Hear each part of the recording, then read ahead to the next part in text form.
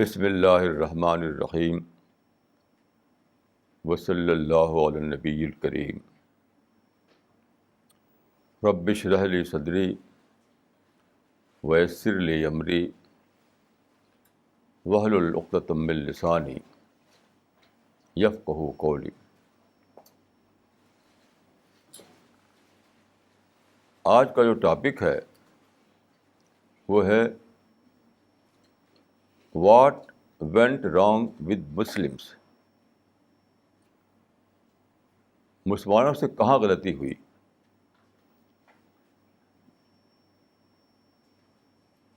دیکھیے، آپ کسی بھی مسلمان سے ملیے، چاہے انڈیا میں، یورپ میں، امریکہ میں، عرب میں، کہیں بھی، ہر مسلمان شکایتی بولی بولتا ہے۔ ہر مسلمان کے پاس کمپلینٹ کی لینگویج ہے، یعنی وہ کہیں کہ لوگ ہمارے خلاف کانسپریسی کر رہے ہیں، ہمارے پر ظلم ہو رہا ہے، ہم کو جسٹس نہیں ملتا، ہمارے ساتھ ڈسکریمنیشن ہوتا ہے۔ آج ہی دیکھیے، آج کے نیوز پیپر میں اور ٹی وی میں بھی آیا ہے کہ گریس میں کا جو راجدھانی ہے ایتھن، وہاں پر مسلمانوں نے بڑا ہنگامہ کیا، جلایا پھونکا، کیونکہ وہاں ان کو شکایت ہوئی، کسی پولیس کے آدمی نے قرآن کی بے حرمتی کی، جو کہتے ہیں ڈیفیسمنٹ۔ تو جہاں دیکھیے شکایت، آج تک یہ نہیں خبر سنی تھی ہم نے کہ گریس میں لوگ بڑے آرام سے رہ رہے ہیں، اپنے دیشوں میں انہیں کم آمدنی تھی، یہاں زیادہ آمدنی پا رہے ہیں، اپنے دیشوں میں ان کو کم ملا ہوا تھا، یہاں زیادہ مل رہا ہے، تو دوڑ دوڑ کے وہاں پہنچے۔ اس کی نیوز نہیں آئی کسی بھی مسلم پیپر میں۔ آج کیا ہے، سارے مسلم پیپر، اردو میں، ہندی میں، انگلش میں، عربی میں، فارسی میں، جس پیپر دیکھیے یہ چھپا ہوا ہے۔ تو یہ کیا بات ہے کہ مسلمانوں ہی کو یہ شکایت ہے کہ ہمارے ساتھ ڈسکریمنیشن ہوتا ہے، اور تو کسی کو شکایت نہیں۔ آپ دیکھیں، یہاں پر سکھ ہیں، پارسی ہیں، ہندو ہیں، جینی ہیں، سب آرام سے اپنا کام کر رہے ہیں۔ یہ جو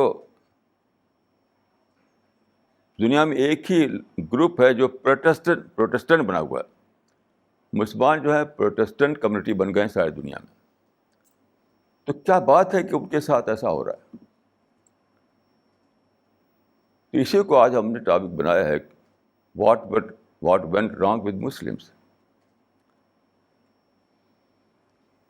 تو میں یہاں پر یہ کہوں گا کہ دیکھیے، میڈیکل جو پروفیشن ہے، کوئی بھی ڈاکٹر آپ کو بتائے گا کہ پیشنٹ کے لیے سب سے پہلا ہے ڈائگنوسس، اس کے بعد ہے پرسکرپشن۔ اردو میں کہتے ہیں تشخیص پھر تجویز، یعنی صحیح ڈائگنوسس ہوگا تب صحیح علاج ہوگا۔ اگر تشخیص ہی غلط ہو تو تجویز بھی غلط ہو جائے گی۔ تو میں سمجھتا ہوں کہ جو بیسک بات ہے وہ کیا ہے، مسلمانوں کی مسئلہ جو ہے مسلمانوں کا، اس کی تشخیص ہی غلط ہے۔ سارے علماء، سارے مسٹر، سارے مولوی سب غلط تشخیص پر کھڑے ہوئے ہیں۔ میں اپنا ایک قصہ عرض کروں کہ کیا چیز ہے ڈائگنوسس اور پرسکرپشن۔ اب سے شاید 60 برس یا اس سے بھی پہلے کی بات ہے، میں گاؤں میں رہتا تھا، شاید 60 سال سے پہلے کی بات ہوگی۔ مجھے ٹیمپریچر رہنے لگا، بخار، 2 مہینے تک بخار رہا، مجھے اترا نہیں۔ تو لوکل علاج کرتے رہے ہم، لوکل علاج جو زمانے میں حکیم لوگ ہوا کرتے تھے، تو فائدہ نہیں ہوتا تھا۔ پھر میرے بڑے بھائی عبدالعزیز خان مجھ کو لے کر بنارس گئے، وہاں پر ہمارے ایک عزیز رہا کرتے تھے، حاجی منظور احمد، تو ان کے یہاں گئے ہم لوگ۔ پھر وہاں پر ایک تھے ڈاکٹر سین، ایک بنگالی ڈاکٹر تھے، ان کا نام تھا ڈاکٹر سین، ان کو دکھایا گیا۔ تو پہلے دن انہوں نے کوئی دوا نہیں دی ہمیں. پہلے دن کیا کیا؟ صرف چیک اپ، صرف چیک اپ. اگلے دن جب ہم گئے تو چیک اپ ہونے کے بعد انہوں نے اپنا پرسکرپشن بتایا، اپنا ایک دوا دی. صرف ایک دوا تھی، ایک باٹل اتنا بڑا تھا، اس میں ایک سرپ تھا. انہوں نے تشخیص کیا کہ آپ کو کالا آزار ہے. آپ جانتے ہیں کہ بخار کئی قسم کا ہوتا ہے، کئی قسم کا ہوتا ہے. تو ہمارا جو بخار تھا وہ تھا کالا آزار، KALAZAR. تو گاؤں میں جب تک تھا میں تو یہ کوئی پتہ نہیں کر پایا تھا کہ یہ کالا آزار ہے. وہاں جاتے ہی ان کو پتہ کر لیا انہوں نے. تو ایک دن میں میرا بخار اتر گیا. انہوں نے جو دوا دی تھی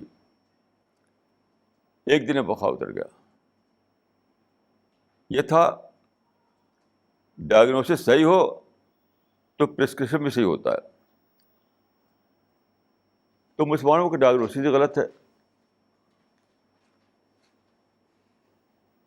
تو پرسکرپشن بھی غلط ہو رہا ہے. میں نے اپنی لمبی عمر میں بہت پڑھا، بہت سنا، بہت دیکھا. تو میرا جو ماننا ہے وہ یہ ہے کہ مسلمانوں نے قرآن کو کتاب مہجور بنا دیا ہے. ان قوم اتخذوا ھذا القرآن مہجورا، یعنی چھوڑی ہوئی کتاب. مسلمان قرآن کے نام پر بھڑکتے تو خوب ہیں، لڑائی جھگڑا کرتے ہیں، جیسے کہ آج ایتھنز میں ہوا، لیکن قرآن کو ایز اے گائیڈ بک نہیں مانتے وہ عملاً. یعنی پریکٹیکلی ان کے لیے قرآن گائیڈ بک نہیں ہے، بس مقدس کتاب ہے، اس کو اوپر رکھنا، اور کوئی ذرا سا بھی کچھ ٹچ کر دے تو اسے لڑنا جھگڑنا کہ بے حرمتی کر دی تم نے. لیکن قرآن جو آیا تھا کس لیے؟ ہدایت کے لیے. قرآن ایز اے گائیڈ بک آیا تھا ہمارے پاس، وہی چھوڑ رکھا مسلمانوں نے. گائیڈ بک کے طور پر مسلمانوں نے نہیں لیا قرآن کو. تو کیا ہے، اپنے مائنڈ سے چلتے ہیں. اب کسی بھی ایک مسلمان کو میں کہتا ہوں وداؤٹ اینی ایکسیپشن اسے بات کیجیے، یہ پرابلم جو تھیوری ہے، کانسپریسی تھیوری جو وہ کبھی بھی قرآن کا ریفرنس نہیں دے گا. کسی بھی ایکسپائزر سے ملیے آپ، جو کانسپریسی تھیوری ہے مسلمانوں میں کہ ساری دنیا آپ کے خلاف کانسپریسی کر رہی ہے، سازش کر رہی ہے، ظلم کر رہی ہے، مٹانا چاہتی ہے وغیرہ، آپ بات کیجیے. میں پورے اپنے تجربے کی بنا پر کہتا ہوں کہ ایک بھی مسلمان آپ نہیں پائیں گے ہماری اس ٹیم کے باہر. ہماری ٹیم کی تھنکنگ الگ ہے خدا کے فضل سے. جو مسلمان آپ پائیں گے، چاہے مدرسے ہو، مسجد ہو، یونیورسٹی ہو، کالج ہو، کہیں بھی، وہ قرآن کے حوالے سے کچھ نہیں بولے گا. اچھا اگر بولے گا تو غلط حوالہ دے گا، صرف اپنے غلط طریقے کو جسٹیفائی کرنے کے لیے. مطلب وہ جھوٹی لڑائی لڑ رہا ہوگا تو اس کو جہاد ثابت کرنے کے لیے کوئی یوں ایک آیت پیش کر دے گا. اس ٹرو سینس میں قرآن کو گائیڈ بک نہ بنانا، یہ ہے میری ڈائگنوسس. اور اگر کوئی قرآن کے حوالہ دیتا ہے تو وہ ہوتا ہے کیا؟ اپنے غلط ایکٹیویٹیز کو جسٹیفائی کرنے کے لیے بس.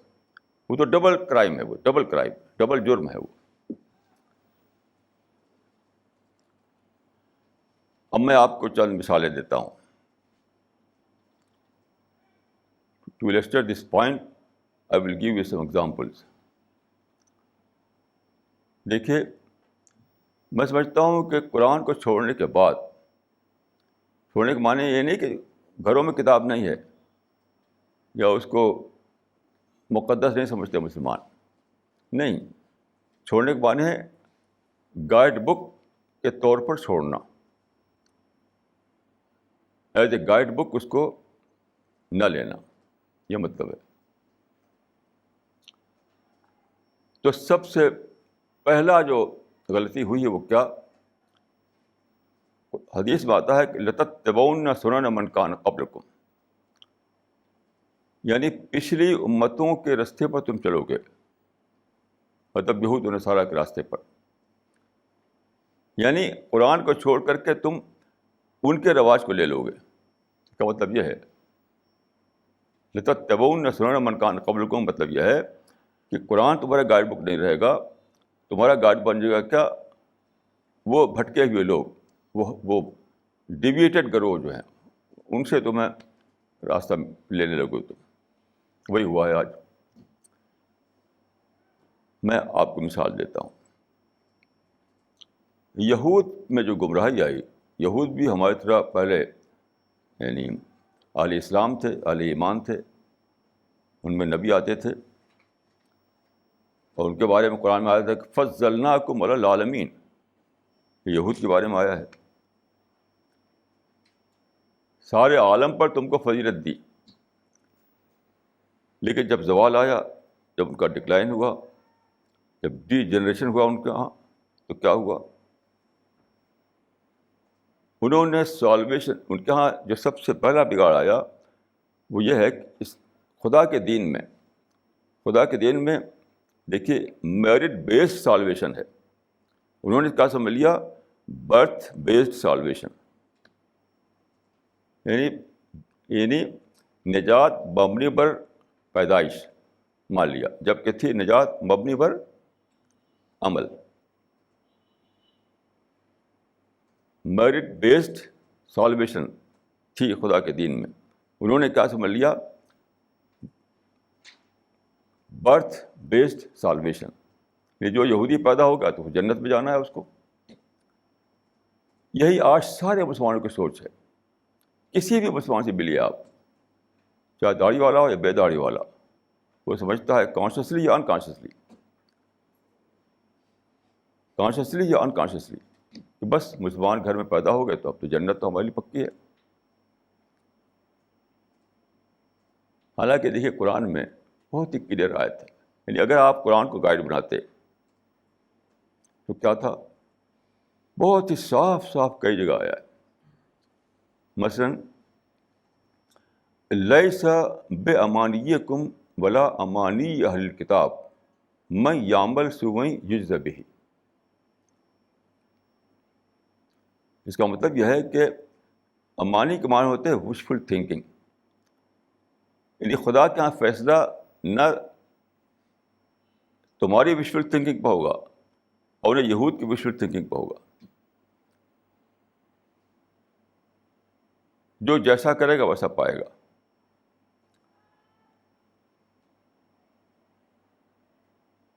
یہ آیت جو ہے اس پر سوچیے آپ.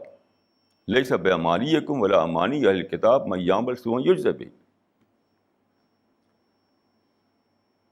نہ تمہاری وشول تھنکنگ پر خدا کے یہاں فیصلہ ہونا ہے کہ ہم افضل الانبیاء کی امت ہیں, اور ہم خیر امت ہیں, اور ہم امت مرحومہ ہیں, اور ہم مقدس قرآن کے حامل ہیں. یہ سب امانی ہے, وشفل تھنکنگ ہے. ان وجہوں جنت نہیں مل جائے کسی کو. یہ سب وشفل تھنکنگ ہے. کسی بھی مسلمان سے بات کیجیے آپ, مسجد والے سے, مدرسے والے سے, حتیٰ کالج یونیورسٹی والے سے, حتیٰ کہ یورپ امریکہ والوں سے بھی یہی سب بسا ہوا ہے. یعنی برتھ بیسڈ سالویشن بسا ہوا ان کے مائنڈ میں, جبکہ اسلام میں ہے میرٹ بیسڈ سالویشن. اس سے کیا ہوتا ہے دیکھیے, اس سے بہت بڑی برائی آتی ہے. سب کچھ ڈیمالش ہو جاتا ہے. یاد رکھیے, کوئی ایڈیفس دین کا ڈیمالش ہو جاتا ہے.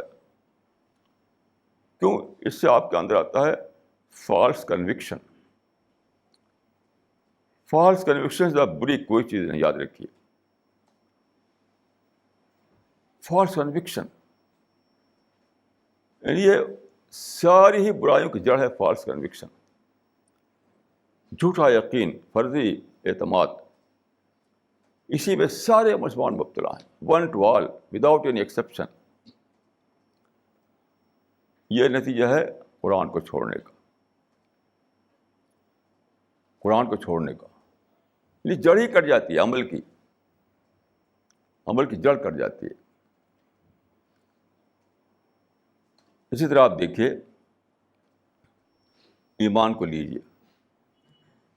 حدیث میں آتا ہے کہ من قال لا الہ الا اللہ دخل الجنہ.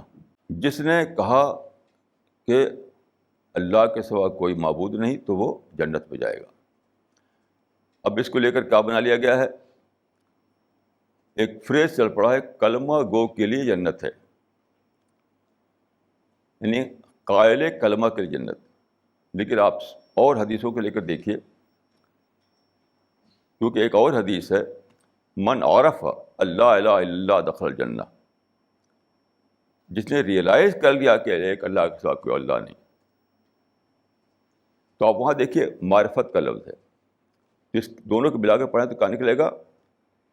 عارف کلمہ کے لیے جنت ہے، نہ کہ قائل کلمہ کے لیے جنت. یہ ڈیویشن. حدیثوں کے بارے میں آپ جانتے ہیں کہ حدیثوں کا معاملہ کیا ہے کہ رسول اللہ صلی اللہ علیہ وسلم کی سب گفتگویں ہیں وہ تو کئی صحابہ بیٹھے ہوئے ہیں، آپ کچھ فرما رہے ہیں، ہر ایک نے سنا. تو اس زمانے میں قلم کاغذ تو ہوتا نہیں تھا، لوگوں نے اپنی میموری میں یاد رکھا. اب اس کو لوگ بیان کرتے. یہی ہے راوی اول. ہماری حدیثوں کے راوی اول جو ہیں وہ صحابہ ہوتے ہیں. اب الفاظ میں کچھ فرق ہو جاتا ہے، الفاظ میں کچھ فرق ہو جاتا ہے. تو ایک صحابی نے کہا کہ آپ نے فرمایا کہ من قال لا الہ الا اللہ دخل الجنہ. دوسرے صحابی نے کہا کہ آپ نے فرمایا کہ من عرف لا الہ الا اللہ دخل الجنہ. اب دونوں کو ملانا پڑے گا آپ کو. آڈینس میں کئی لوگ اگر تھے وہ تھوڑے سے ڈفرینس کے ساتھ بتا رہے ہیں آپ کو باتیں، کچھ لٹرل ڈفرینس، تو آپ کو دونوں کو ملا کے سمجھنا پڑے گا. تو کیا نکلے گا کہ جنت عارف کلمہ کے لیے ہے، قائل کلمہ کے لیے نہیں ہے. اب اس کو آپ ٹیلی کیجیے قرآن مجید سے. وَإِذَا سَمَعُوا کے جو پارہ ہے 7واں پارہ، اس میں آپ پڑھیے. اس میں بھی قول کا لفظ ہے. فَأَصَابَهُمُ اللَّهُ بِمَا قَالُوا جَنَّاتٍ تَجْرِي مِن تَحْتِهَا الْأَنْهَارُ. یعنی اللہ نے انہیں بدلہ دیا جنت کا ان قول کے بدلے. اللہ نے انہیں جنت دی ان کے قول کے بدلے.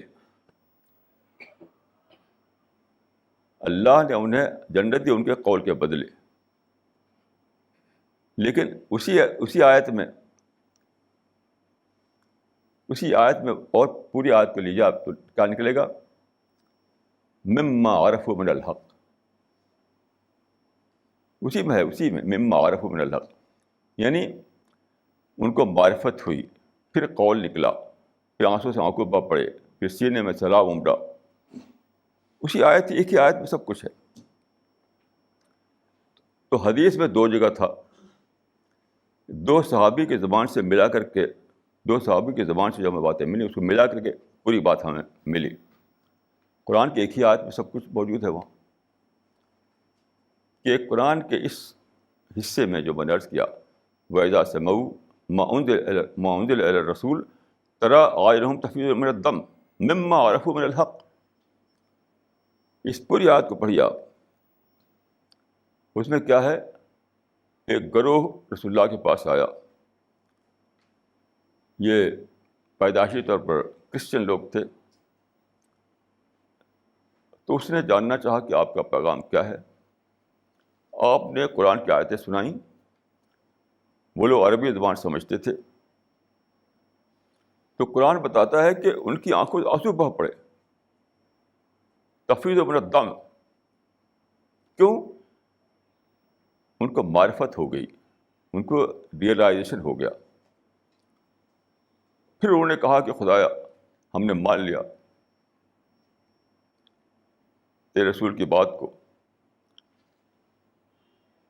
ہم تیرے اوپر ایمان لائے وغیرہ. تو پھر آتا ہے کہ ان کے لیے جنت لکھ دی گئی. تو ایک پروسیس ہے جس سے جنت تک پہنچے وہ. جب آپ یہ مانیں کہ کلمہ گو کے لیے جنت ہے، زبان کے پروسیس کو آپ نے کاٹ دیا.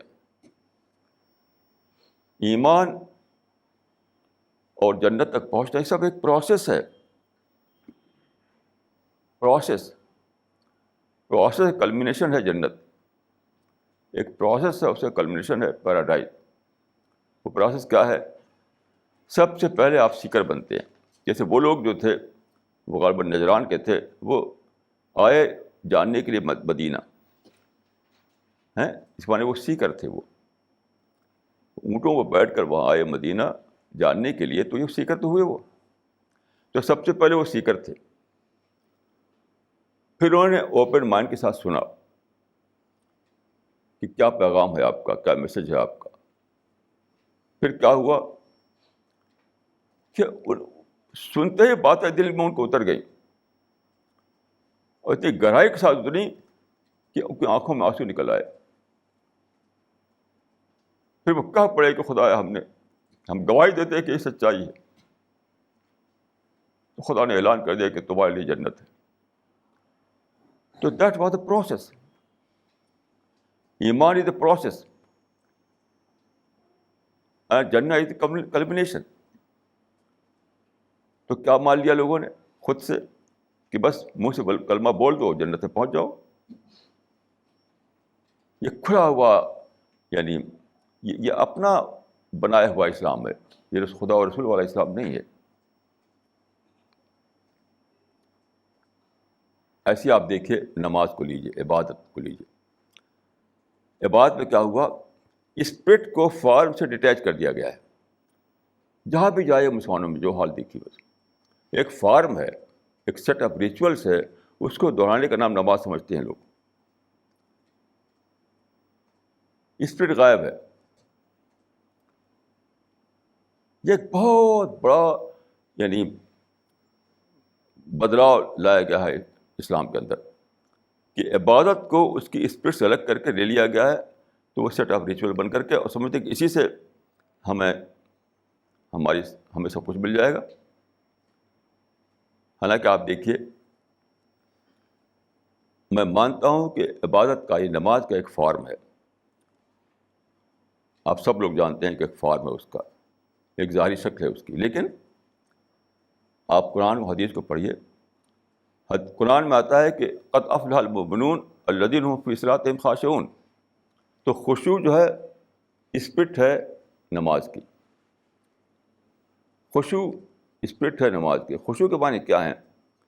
دل میں اتر آنا، دل میں جھکاؤ پیدا ہونا، دل سے سرنڈر ہو جانا، دل میں خدا کا خوف آنا، دل میں خدا کی محبت آ جانا، یہ سب خشوع میں شامل ہے.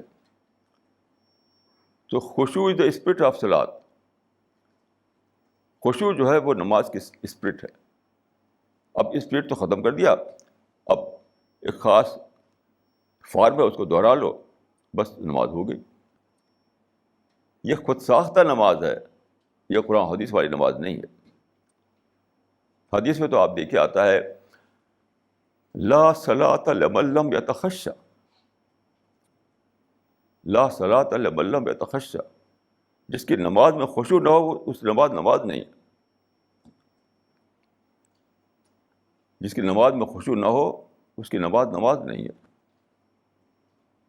اب بتائیے کہ خشوع سے الگ کر کے جو فارم ہے اس کو سمجھ لیا نماز.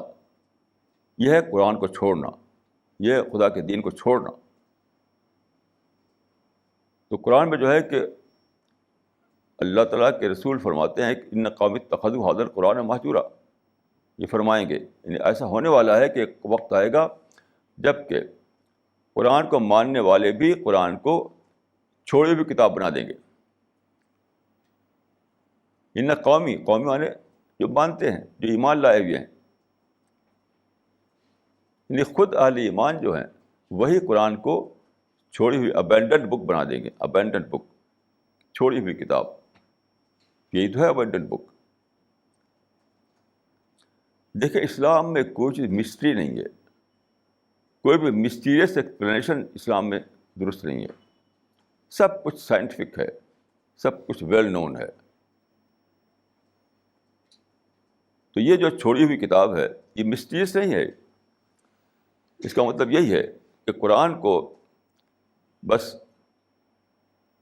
اس کو چومنا، اس کو خوبصورت غلاف میں بند کر کے رکھنا، اور کہیں کوئی جس کو کوئی چھو دے کوئی تو کہیں سب بےحرمتی کے اسے لڑنے لگنا، یہ چھوڑنا ہے، چھوڑنا ہے، چھوڑنا ہے۔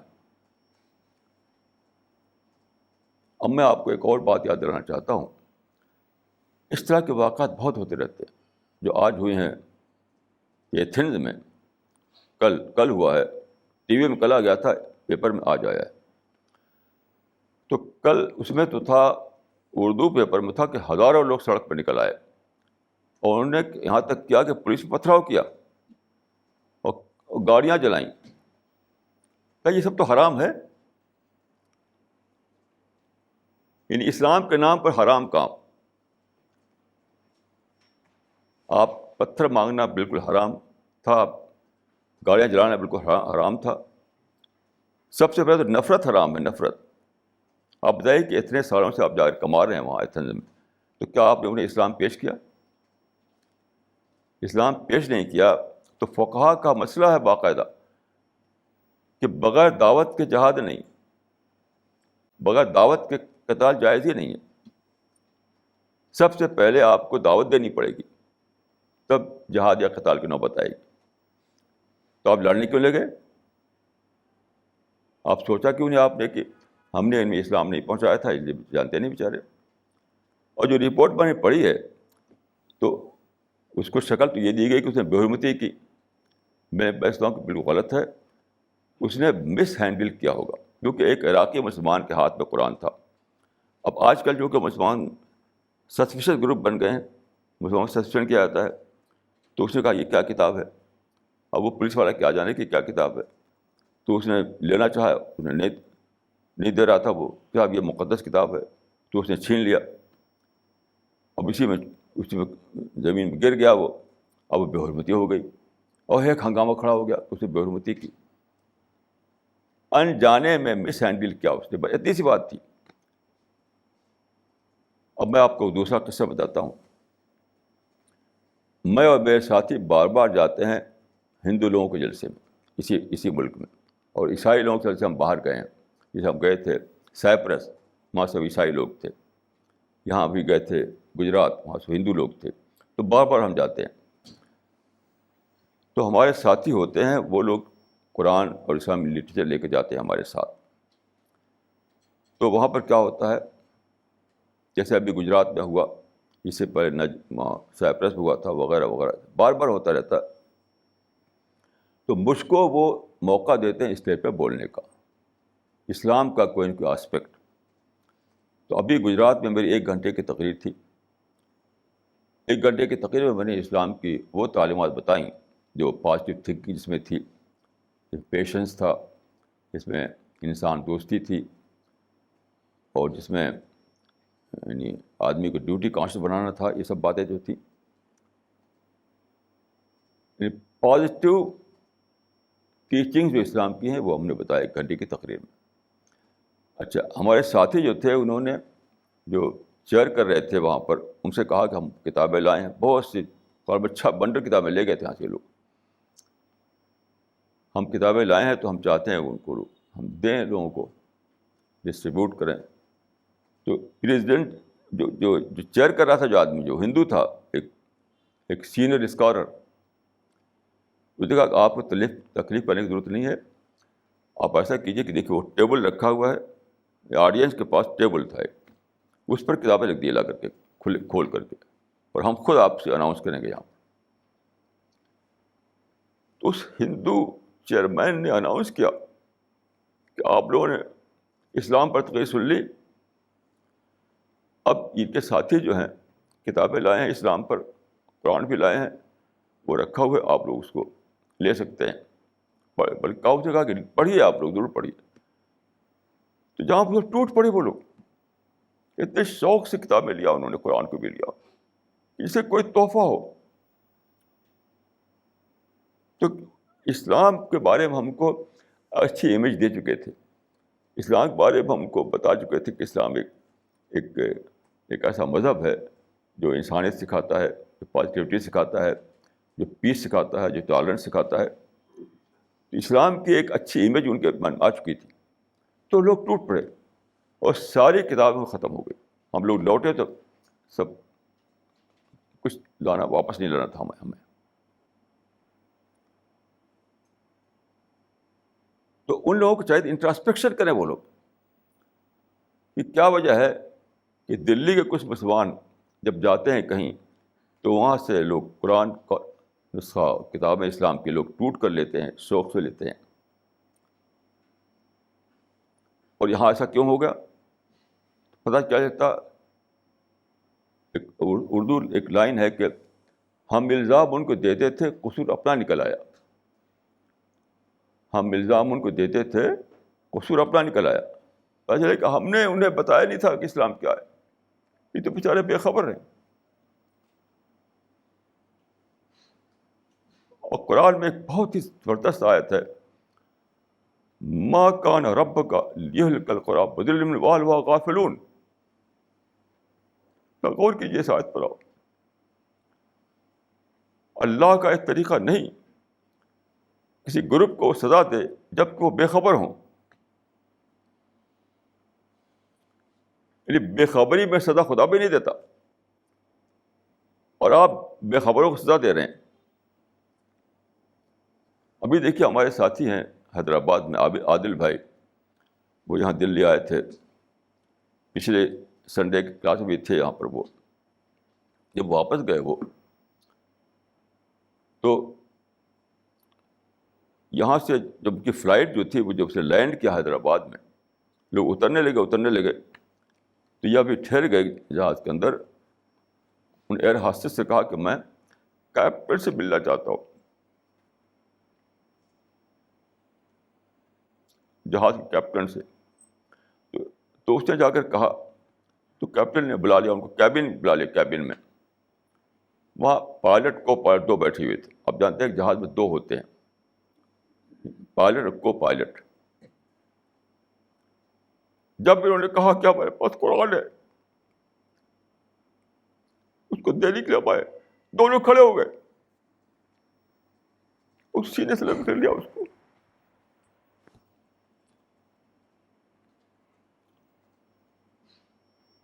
تو کیا یہ خدا کیا معاف کر دیا جائیں گے وہ لوگ جو ذرا افواہ پر ہنگامے کرتے ہیں, اپنے بارے میں نہیں سوچتے؟ قرآن کی بے حرمتی کے نام پر سینکڑوں کے ہزاروں جگہ ایسے ہنگامے کیے گئے ہیں, ہوتے رہتے ہیں. جب کہ ایسے کسی واقعے پر جس کو یہ لوگ ڈیفیسمنٹ یا بے حرمتی کہتے ہیں, انٹراسپیکشن کرنا چاہیے. انٹراسپیکشن کہ ایسا کیوں ہے کہ دوسرے بہت سے لوگ اسی قرآن کو عزت سے لیتے ہیں, اس کو چوم کر ادب سے لیتے ہیں, پڑھتے ہیں, اس کو پڑھ کر اسلام قبول کر لیتے ہیں. تو یہاں پر ایسا کیوں ہوا؟ ضرور ہماری کوئی غلطی ہے, ضرور ہماری کوئی غلطی ہے. تو گریس کے مسلمانوں میں اگر انٹراسپیکشن ہوتا تو کہتے کہ کل سے آپ لوگ دعا ورک کرنا ہے, ہم سب لوگوں کو چھوڑ دو سارا کام, خدا کہ ہم پکڑے جائیں گے. ہم کہ لوگوں کو ہم بتا نہیں سکے کہ قرآن کیا چیز ہے. یہ ہے وہ چیز جو مسلمانوں میں آ چکی ہے. مسلمانوں نے قرآن کو چھوڑی ہوئی کتاب بنا دیا ہے, چھوڑی ہوئی کتاب. قرآن میں ایک آیت ہے جس سے ریلیونٹ, لا تسبوا الذین یدعون من دون اللہ فیسبوا اللہ عدوا بغیر علم. اس کا مطلب یہ ہے کہ تم دوسروں کے معبودوں کو برا نہ کہو. سبا کے لفظی معنی ہوتے ہیں ابیوز کرنا, گالی دینا, لیکن میں اس کو ترجمہ کر رہا ہوں کہ برا نہ کہو, کہ تم انہیں برا نہ کہو ورنہ وہ تمہارے معبود کو برا کہیں گے, تمہارے دین کو برا کہیں گے. یعنی اس کے معنی کیا ہو گیا؟ خود مسلمانوں کی نصیحت کی گئی ہے, نہ کہ ان لوگوں کو نصیحت کی گئی. یہاں آپ ان پر ایکشن لے رہے ہیں جو دوسرے لوگ ہیں, اور قرآن میں خود آپ ہی کے خلاف ایکشن لیا گیا ہے. آپ کو منع کیا گیا ہے کہ تم دوسروں کو برا نہ کہو, ورنہ وہ ریئیکشن میں تم کو برا کہیں گے.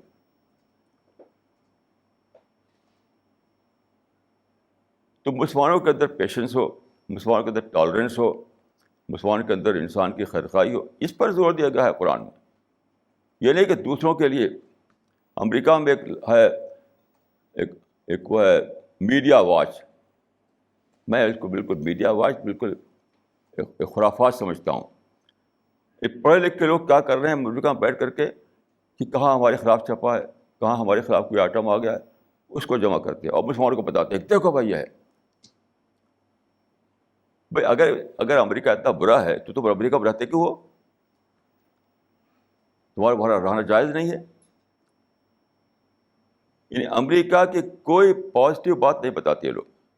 میڈیا واچ میں کبھی ایسا نہیں پائیں گے آپ کہ امریکہ کو اچھی بات بتاتے ہیں. وہ کوئی بری بات, کوئی دیکھو انہوں نے یہ کہہ دیا, دیکھو وہاں چھپ گیا. آپ غور کیجیے, کوئی کام ہے کہ چن چن کر کے نگیٹو آئٹم آپ نکالیں امریکہ کے بارے میں. تو میں ایک مرتبہ امریکہ گیا تھا, ایک صاحب سے میں نے کہا کہ جب آپ امریکہ کو اتنا برا سمجھتے ہیں تو رہتے کیوں امریکہ میں؟ رہتے کیوں امریکہ؟ جب آپ اپنے ملک واپس چلے جائیے. یعنی امریکہ کو برا کہتے ہیں. میں تو جس مسلمان سے ملا امریکہ میں رہنے والے, تقریباً یعنی 6 ملین سے زیادہ مسلمان رہتے ہیں امریکہ میں. اور جتنے میں 13 بار امریکہ گیا ہوں, جتنے مسلمان میں نے پائے سب نگیٹو. خوب کماتے ہیں, خوب کھاتے ہیں, بچوں کو خوب موٹا موٹا کرتے ہیں کھلا کھلا کر کے, اور امریکہ برائی کرتے ہیں. تو میں پوچھا ان سے کہ آپ یہاں پر آپ رہتے کیوں ہیں پھر اگر امریکہ اتنا برا ہے؟ امریکہ کو کہتے ہیں انیمی نمبر 1 آف اسلام. 1 ٹوارڈ سارے مسلمان ایکسپٹ بائی سیلف, کہ امریکہ جو ہے انیمی نمبر 1 آف اسلام ہے. تو تم رہتے کیوں یہاں پر؟ تو انہوں نے جواب کیا دیا کہ صاحب رزق جہاں لکھا رہتا ہے وہاں یاد بھی جاتا ہے. تو میں نے کہا رزق لکھا ہے آپ کو دشمن کنٹری میں, آپ کا اتنی کمی تو خدا کہ آپ دوست کنٹری میں نہیں دے سکتا تھا آپ کو رزق. آپ کا کنٹری جو مسلم کنٹری ہے وہاں خدا نہیں دیکھ سکتا تھا وہ رزق. دیا کہاں؟ کفرستان میں دیا آپ کو. کتنی چیپ ٹیسٹ بن گیا ہے لوگوں کا.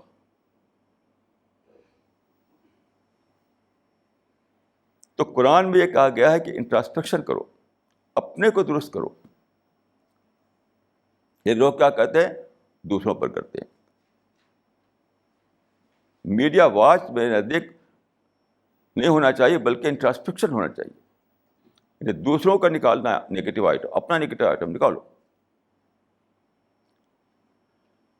اب میں آپ کو قرآن سے 2 مثال دیتا ہوں. آج کل مسلمانوں میں کیا ہے,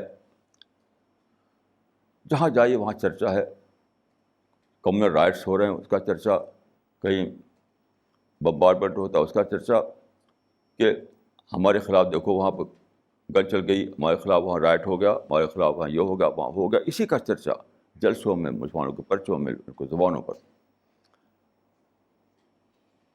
کہ ہمارے خلاف دشمنی ہے, ہمارے خلاف ظلم کیا جا رہا ہے. رسول اللہ کے زمانے میں 2 واقعات ہوئے تھے جو کھلے طور پر ظلم کے واقعات تھے, ظلم کے واقعات. ایک احد کا, دوسرے حنین کا. یعنی احد میں کیا ہوا کہ رسول اللہ صلی اللہ علیہ وسلم مکہ چھوڑ کر مدینہ آ گئے, اور مدینہ میں پیسفل طریقے سے رہنے لگے, پیسفل طریقے سے اپنا مشن چلانے لگے. کسی قسم کا کوئی آپ نے نگیٹو ایکٹیویٹی نہیں دکھائی, کوئی ہاسٹیلٹی نہیں دکھائی آپ نے مکہ لوگوں کے خلاف. پھر بھی انہوں نے اٹیک کیا آپ کے اوپر, وہاں سے آرمی لے کر آئے. یعنی احد کی لڑائی ہوئی تھی مدینہ کی سرحد پر, اور مدینہ اور مکہ کے درمیان 300 میل کا فاصلہ ہے. وہاں چل کر یہاں آئے. تو مدینہ کے سرحد پر لڑائی ہونے بتاتا ہے کہ وہ ایگریشن تھا مکہ والوں کا, مکہ والوں کا ایگریشن تھا. تو اس میں ایسا ہوا کہ مسلمانوں کو شکست ہوئی, اور کئی صحابہ جو ہے وہ شہید ہوئے, خود آپ جانتے ہیں رسول اللہ صلی اللہ علیہ وسلم کے اسی میں پتھر مارا تھا، دانت ٹوٹ گیا تھا احد کے موقع پر، وہ سب باتیں ہوئیں. اب قرآن میں دیکھیے آنا چاہیے تھا کہ کتنے خراب لوگ ہیں مکہ والے کہ وہاں سے آ کر یہاں حملہ کرتے ہیں، پیغمبر کے دانت پیغمبر پتھر مارتے ہیں اور یہ کرتے وہ کرتے ہیں. اب پڑھیے اس کو، جو قرآن میں جو آیا ہے اس پر ایک ورڈ نہیں ہے ان کے خلاف، مکہ والوں کے خلاف ایک ورڈ، سنگل ورڈ نہیں ہے. اس میں کیا ہے؟ اس میں صرف ایک بات ہے، آپس میں اختلاف تھوڑا سا ہو گیا تھا مسلمانوں صحابہ کے درمیان، اس اختلاف کو فرمایا، یعنی اسی کو پوائنٹ آؤٹ کیا کہ تمہارے اختلاف کی وجہ سے ایسا ہوا، اس اختلاف کی وجہ سے ایسا ہوا. یعنی احد میں جو پیش آیا وہ 100% ایگریشن تھا مکہ والوں کا، 100% ایگریشن تھا، 100% ایگریشن تھا. لیکن اس کا کوئی ذکر ہی نہیں، اس کا کوئی مینشن نہیں، اس میں کوئی مینشن نہیں. اس کا مینشن کیا ہے کہ تم نے اس موقع پر اختلاف آپس میں کر لیا.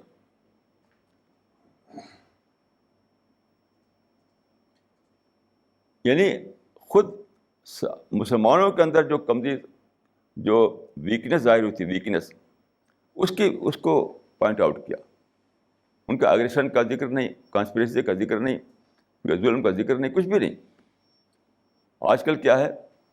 اس کا الٹا ہو رہا ہے.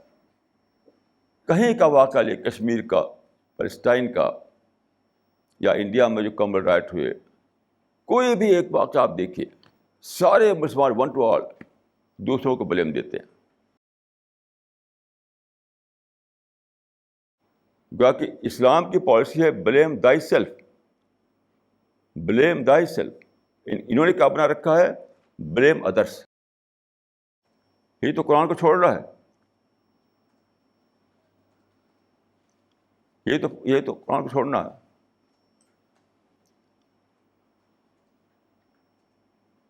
کہ قرآن بتا رہا ہے کہ اپنا انٹرسپیکشن کرو، اپنی کمیوں کو ڈھونڈو، اپنی ویکنیس کو تلاش کرو. آپ کیا کر رہے ہیں؟ ان کی کانسپریسی کی نشاندہی کر رہے ہیں، ان کے ظلم کو بتا رہے ہیں. آپ کا جو جہاں یہ میڈیا واچ مسلمانوں کا ہے، وہ ہر جگہ ہے میڈیا واچ، ہر جگہ یہی کام ہو رہا ہے، ہر جگہ یہی کام ہو رہا ہے. کوئی بھی خود مسلمانوں کی کمیوں کو نہیں نکالتا، دوسروں کی چیزیں نکال کر وہ پھیلا رہا ہے. میں ایک بار یو کے میں گیا تو ایک صاحب ہیں، وہاں بزنس کرتے ہیں، تو اتنا بڑا سا دکھایا انہوں نے سب. یہ کیا چیز ہے کہ دیکھیے یہاں اتنا باعث، یہاں کا پریس اتنا باعث ہے کہ اتنا سا بھیجا، کوئی چھاپتا نہیں ہو. تو میں دیکھا کیا چیز ہے، وہ سب شکایتی باتیں اس کے اندر. یعنی بریٹن میں رہتے ہیں، میں یہاں دیکھا بہت شاندار مکان اس کا ہے، کئی کاریں ان کے پاس ہیں. تو کسی بھی یہ نہیں لکھا تھا کہ ہم لوگ بڑے اچھا آرام سے رہتے ہیں برٹن میں آ کر. یہ سب کچھ ذکر نہیں. بس کہیں ایک چیز مل گئی، کہیں کوئی تھوڑا سا آئٹم، بس اسی پر لکھ کر کے بھیج دیا وہ وہاں کے اخبار میں. تو کیوں چھاپے گا بھائی؟ وہ کیوں چھاپے گا مجھے بتائیے. تو یہ شکایت تھی کہ دیکھیں اتنا سا بھیجتے رہتے ہیں اور کوئی چھاپتا نہیں. اتنا یہاں کا پریس جو ہے وہ فری پریس نہیں ہے. کیوں چھاپے گا؟ مجھے بتائیے کہ آپ باہر سے آئے ہیں، یہاں رہتے ہیں اور خوب کماتے ہیں، خوب اچھی زندگی گزار رہے ہیں، تو اس کا تو بھی ذکر کیجیے. آپ کسی کا شعر ہے کہ عیب میں جملہ بگفتی ہنرش ریز بگو، تو ظاہر وہ تو کبھی نہیں چھاپیں گے. وہ کیوں چھاپیں گے بتائیے آپ؟ ابھی تو شکایت ہے. یہ سب اس قرآن کے خلاف ہے. قرآن میں ایک بہت ہی امپورٹنٹ آیت ہے اس سلسلے میں، وہ یہ ہے کہ وما اصابکم من مصیبۃ فبما کسبت ایدیکم، وما اصابکم من مصیبۃ فبما کسبت ایدیکم. یعنی دنیا میں جو کچھ بھی مصیبت پڑتی ہے وہ سب تمہارے اپنی کمائی کا رزلٹ ہوتا ہے. اس میں اس کو کہتے ہیں عربی میں کہتے ہیں حسر. حسر کے ساتھ ہے, یعنی بھائی وداؤٹ اینی ایکسیپشن. حسر کا مطلب ہوتا ہے وداؤٹ اینی ایکسیپشن, کہ جو بھی پڑتا ہے تمہارے اوپر وہ سب تمہاری اپنی کمائی کا نتیجہ ہوتا ہے, اپنے کیے کا نتیجہ ہوتا ہے. اب بتائیے کہ سارے مسلمان کو الٹا چل رہے ہیں, اس کے الٹا چل رہے ہیں. آپ کہیں بھی جائیے تو مسلمان قصہ بتائیں گے دوسروں کا. جیسے ابھی کل یہاں پر میٹنگ تھی, اب کچھ لوگ جو ہیں وہ گجرات میں ہندوؤں نے یہ کیا, پیلسٹائن جائیے تو یہودیوں نے ہمارے خلاف ایسا کیا, کشمیر جائیے تو انڈین آرمی نے ایسا کیا. ہر جگہ دوسروں کے خلاف کہانیاں ہیں, دوسروں کے خلاف کہانیاں. جبکہ قرآن بتاتا ہے کہ کوئی پڑے مصیبت تمہارے اوپر, اس کا سبب اپنے اندر تلاش کرو. بلیم دائی سیلف. اپنے اندر تمہیں کہیں کہ اس کا سبب مل جائے گا. یعنی کتنا الٹا ہو چکا سوچ لوگوں کا, مسلمانوں کی کتنا الٹا سوچ ہو چکی ہے مسلمانوں کی, کہ کچھ بھی اس میں ہے, کچھ بھی جو تم کو پیش آتی ہے, کوئی سیڈ ایکسپیرئنس ہوتا ہے, کوئی مصیبت پڑتی ہے, تو اس کا ریزن تمہارے اندر ہوتا ہے. اس کو عربی میں کہتے ہیں حسر, ہے سواد رے. انگلش میں آپ کہیں کہ وداؤٹ اینی ایکسیپشن. تو کیا مسلمان قرآن کو پکڑے ہوئے ہیں؟ جس قرآن کے اوپر ہنگامہ کرتے ہیں اسی قرآن کو چھوڑے ہوئے ہیں. اس بیچارے نے تو مس ہینڈل کیا تھا, آپ تو اس کے خلاف چل رہے ہیں, اس کے خلاف آپ چل رہے ہیں. کیوں؟ جڑ میں وہی بات ہے کہ مسلمانوں نے اپنے ڈھنگ سے یہ بنا لکھا ہے کہ سالویشن جو ہے وہ برتھ پہ ملتی ہے, میرٹ پہ نہیں ملتی ہے. بالکل یہودیوں کا نظریہ. تو سارا جڑ جو ہے وہ کیا ہے؟ برتھ بیسڈ سالویشن کی تھیوری, جو بالکل بیس لیس ہے, کیونکہ صحیح تھیوری ہے میرٹ بیسڈ سالویشن. جب آپ سمجھ لیں کہ میرا معاملہ تو پکا ہے, میری جنت تو کہیں گئی نہیں ہے, تو پھر کچھ بھی کرو, کچھ بھی کرتے رہو. تو لوگوں کے دلوں سے خدا کا ڈر نکل گیا ہے. حدیث میں آتا ہے کہ رأس الحکمت مخافت اللہ, رأس الحکمت مخافت اللہ. یعنی وزڈم جو ہے, وزڈم آتی ہے کس سے؟ اللہ کے ڈر سے. وزڈم مطلب right thinking, positive thinking, realistic thinking, یہ سب آتی ہے کس سے؟ اللہ کے ڈر سے.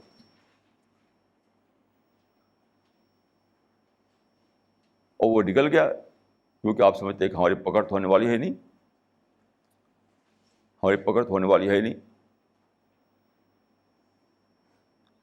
ایک مرتبہ میں سن رہا تھا, ایک جو آج کل مسلمان تقریر کرنے والے نکلے ہیں, تو بالکل فرضی کہانیاں سناتے, فرضی کہانیاں.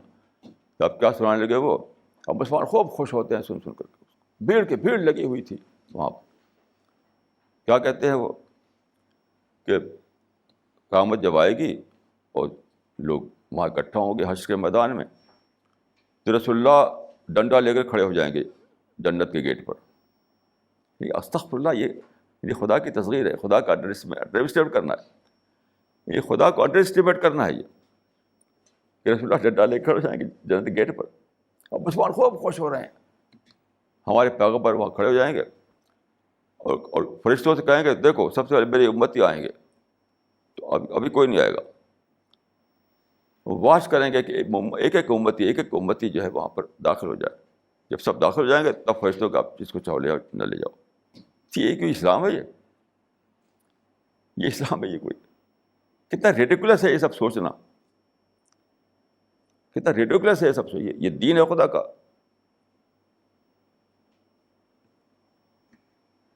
لیکن یہی سب خوب پڑھا ہوا ہے آج کل. خوب کہانیاں سنائی جاتی ہیں جلسوں میں، مسجدوں میں، ہر جگہ، اور لوگ بالکل بے ڈر ہو رہے ہیں، بے ڈر.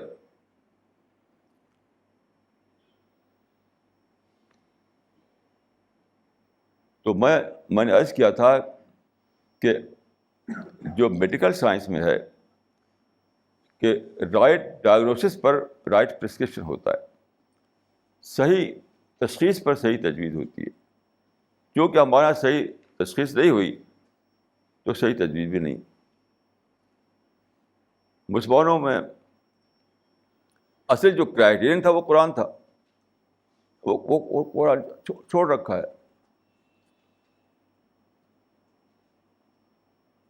اس قرآن کو میرے خلاف اکثر ٹیلیفون آتے ہیں، خط آتے ہیں کہ آپ ایسے ہیں، آپ ویسے ہیں. تو میں ان سے پوچھتا ہوں کہ بھائی آپ نے کہاں ملایا آپ کو میرے بلا ایسی بات؟ تو ایسا کہا جاتا ہے. میں نے کہا جو کہتا ہے اس سے پوچھا آپ نے کہ نہیں، کہ کہنے میں نے کہا لکھا. ہماری تو موومنٹ جو ہے، ہماری جو مشن ہے لٹریچر بیسڈ ہے، لٹریچر بیسڈ. ہم لکھتے ہیں. اس سے پوچھا ہوتا آپ نے کہ کس کتاب میں لکھا ہے؟ ہمارا منتھلی میگزین اس میں کہاں لکھا ہے؟ قرآن میں ہے. دیکھیے ایک مثال یہ بھی لے لیجیے آپ. سارے مسلمان اس کو چھوڑے ہوئے ہیں، علماء تک اس کو چھوڑے ہوئے ہیں. قرآن میں ہے کہ اذا جاءکم فاسق بنبأ فتبینوا، جب کوئی بری خبر تم کو ملے تو اس کی تحقیق کرو، اس کو پتہ کرو، اس کو اسکروٹنی کرو، پوچھ گچھ کرو اس کی. میں تو ایک بھی مسلمان نہیں پایا جو اس پر عمل کرتا ہو. بس سنا اور مان لیا، سنا اور مان لیا، بلا تحقیق کے. میرے بارے میں سینکڑوں ہزاروں کہانیاں لوگوں نے پھیلا رکھی ہیں، وہ سب جھوٹی کہانیاں. کوئی تحقیق نہیں کرتا، کوئی پوچھ گچھ نہیں کرتا، کچھ بھی نہیں. ایک بالکل اسی نظام الدین میں آپ جائیں بستی میں، میرے بارے میں پوچھیں تو کیا کہیں گے؟ ارے وہ آدمی، وہ تو ہندوؤں کا ایجنٹ ہے، وہ تو گورنمنٹ کا، وہ تو سرکاری مولوی ہے. اب اسے پوچھے بھائی یہ کیسے تم کہہ رہے ہو؟ اسی نظام الدین میں اور دنیا بھر میں ایسا ہے. تو اذا جاءکم فاسق بنبأ فتبینوا. اور یہ وہ لوگ کرتے ہیں جو داڑھی رکھتے ہیں، جو نمازیں پڑھتے ہیں، فارم کو پکڑے ہوئے ہیں، اسپرٹ کو چھوڑے ہوئے ہیں. قرآن میں دیکھیے نماز کا کرائیٹیرین بتا دیا گیا. قرآن کا نماز کو جانچنا ہو کہ نماز کیا ہے، صحیح نماز ہے کہ نہیں ہے، تو وہ پتہ چل جائے گا. وہ قرآن میں ہے کہ ان الصلاۃ تنہی عن الفحشاء والمنکر، نماز روکتی ہے بری باتوں سے. یہ ہے کرائیٹیرین، یہ کرائیٹیرین ہے. یعنی نماز پڑھنے والا اگر بری باتوں سے رکا ہوا ہو تو سمجھیے کہ وہ نماز پڑھ رہا ہے، وہ سمجھیے کہ اٹھ بیٹھ کر رہا ہے. بس اسی کو آپ دیکھیے کہ کون مسلمان ہے جو سنے باتوں کو تحقیق کرے، اس کا پتہ کرے، اس کو ڈھونڈے. یہی ایک صاحب آئے نظام الدین بستی میں، ایک ہوٹل ہے، ایک صاحب وہاں آ کر ٹھہرے. تو ان کے ساتھ ان کی مدر ان لا تھیں. مدر ان لا جو ہے ہمارے رسالہ پڑھتی تھی. انہوں نے کہا کہ میں ملنا چاہتا ہوں مولانا صاحب سے. ان کا جو سن ان لا تھا اس نے کہا بھائی میں تو نہیں جاؤں گا. وہ سن ان لا داڑھی والا تھا، نماز پڑھنے والا.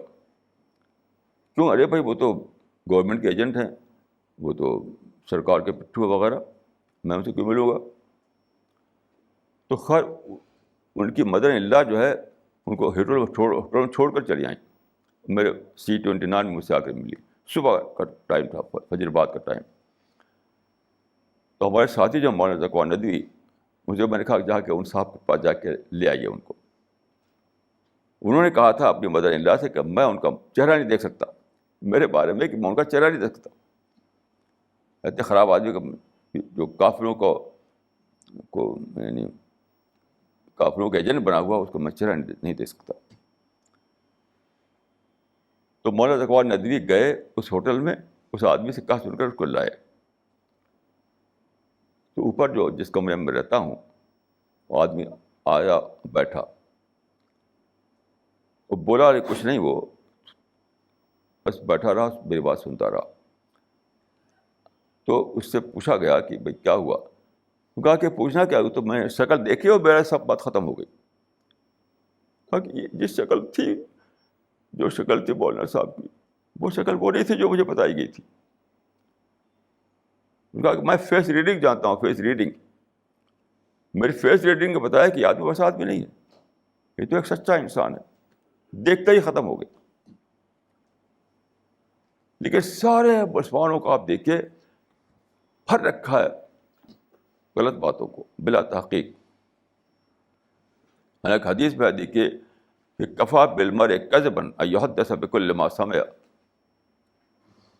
انسان کے جھوٹا ہونے کے لیے یہی بات کافی ہے کہ جو سنے وہ بولنے لگے, جو سنے اس کو رپورٹ کرنے لگے, جو سنے اس کو سنانے لگے. تو مسلمان تحقیق کا مزاج کہاں ہے؟ اسکروٹنی کرنے کا مزاج کہاں ہے؟ میں نے خود اپنی فیملی میں اسکروٹنی کو ریوائیو کیا ہے. خود اپنی فیملی میں جب میں سنتا ہوں کوئی تو میں اس کی اسکروٹنی کرتا ہوں. بغیر اسکروٹنی کے میں بات کو مانتا نہیں. ایسی پوری سوسائٹی میں, پوری قوم میں, ساری دنیا میں مسلمانوں میں مزاج ہی نہیں اسکروٹنی کرنے کا, تحقیق کرنے کا. جبکہ قرآن میں صاف صاف ہے کہ کوئی بری بات سنو کسی کے خلاف تو پہلے اس کو جانچو, اس کی اسکروٹنی کرو, اس کی تحقیق کرو. آج مت کرو کہ بس سنا تو مان لیا. یہ ایک دم مزاج ہی ختم ہو گیا. یہ مزاج ہی موجود نہیں ہے.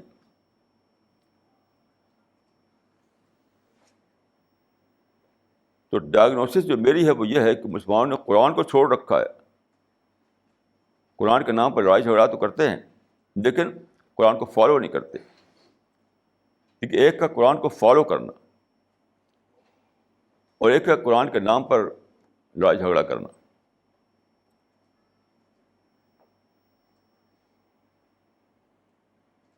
یہ مزاج ہمیں بنانا ہے.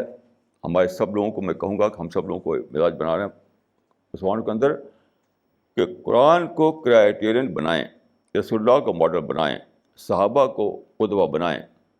کسی بھی معاملے میں سب سے پہلے یہ دیکھیں کہ قرآن میں کیا لکھا ہے, حدیث میں کیا ہے, رسول اللہ نے کیا کیا تھا, صحابہ کا طریقہ کیا تھا. یہ دیکھیں پہلے, پھر اپنی رائے بنائیں. نہ تو اپنے مائنڈ کو سوچ کر رائے بنائیں, نہیں کہ سب بزرگوں سے سنا ہے اور ہمارے شیخ نے ایسا کہا ہے. کسی بزرگ کے کہنے سے کوئی بات ثابت نہیں ہوتی. یہ سب ختم ہو جانا چاہیے, سب ختم ہونا چاہیے. کیا کہ قرآن کو آپ کرائیٹیرین بنائیں. رسول اللہ نے فرمایا تھا آخر وقت میں اپنی وفات سے پہلے, ترکت فیکم الثقلین کتاب اللہ و سنتی. یہ دو چیز میں نے چھوڑی ہے, اللہ کی کتاب اور میری سنت. بس اس کو پکڑے رہنا, اس کو چھوڑو گے تو گمراہ ہو جاؤ گے. یہاں پہ جڑ ہے کہ کوئی مسلمان نے قرآن کو پوائنٹ آف ریفرنس نہیں بنایا. قرآن ہمارے لیے پوائنٹ آف ریفرنس ہے. کوئی موقع ہے تو پھر قرآن کو دیکھو. قرآن جو ہے ہمارے لیے خدا نے دیا ہے پوائنٹ آف ریفرنس. ہر موقع کے لیے اس میں ڈھونڈنا کہ جو سچویشن میرے سامنے آئی ہے, جو قصہ ہوا ہے, اس کے بارے میں قرآن میں کیا بتایا گیا ہے.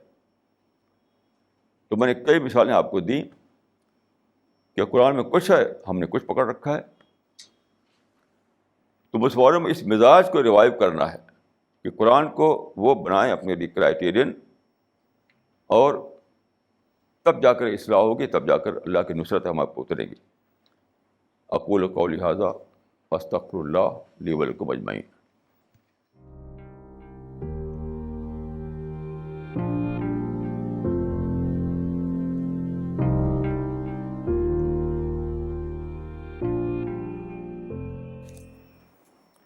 This question is from Mr. Basit Jamal.